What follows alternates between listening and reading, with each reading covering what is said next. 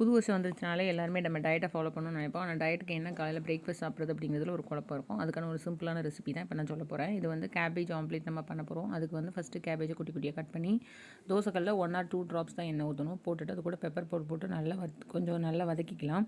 வதக்கிக்கிட்டு அது கூட நமக்கு தேவையான மசாலா நான் வந்து சாம்பார் பவுடர் போட்டிருக்கேன். உங்களுக்கு வேணால் garam masala, ginger garlic paste எது வேணால் போட்டுக்கலாம். என்கிட்ட அவைலபிளாக சாம்பார் பொடி தான் இருந்துச்சு. அதுவும் கொஞ்சமாக மஞ்சள் பொடி ரெண்டையும் போட்டு உப்பு போட்டு லைட்டாக நம்ம என்ன செய்யணும், நல்லா மிக்ஸ் பண்ணிக்கணும். ஏன்னா முட்டை வேகிற அளவுக்கு முட்டைக்கோஸ் வந்து அவ்வளோ ஈஸியாக வேகாது. அது கூட நம்ம தேவையான மல்லி இலையோ இல்லை புதினாவோ உங்களுக்கு என்ன ஃப்ளேவர் பிடிக்குமோ அதை சேர்த்துக்கலாம். போட்டுட்டு இதை வந்து நம்ம முட்டை கூட சேர்த்து நல்லா பீட் பண்ணிடணும். முட்டைக்கோஸ் பார்த்திங்கன்னா வந்து நல்லா இம்யூனிட்டியை நல்லா ஸ்ட்ரென்தன் பண்ணி கொடுக்கும். நல்ல ஃபைபர் இருக்குது, பிளட் ப்ரெஷர், கொலஸ்ட்ராலுக்கு ரொம்ப நல்லது. அதனால் அப்புறம் நமக்கு வந்து இது ரொம்ப ஃபில்லிங்காகவும் இருக்கும். காலையில் நம்ம வெறும் 2 ஆம்லேட் மட்டும் சாப்பிட்றத விட அது கூட சேர்த்து ஏதாவது ஒரு வெஜிடபிள், உங்களுக்கு என்ன வெஜிடபிள் அன்றைக்கி வீட்டில் இருக்கோ அந்த வெஜிடபிளை சேர்த்து நம்ம இந்த மாதிரி ஆம்லேட்டாக பண்ணி சாப்பிடும்போது நமக்கு வந்து பார்த்திங்கன்னா நல்ல வயிறு வந்து ஃபில்லிங்காக இருக்கும், சீக்கிரமாக பசி எடுக்காது.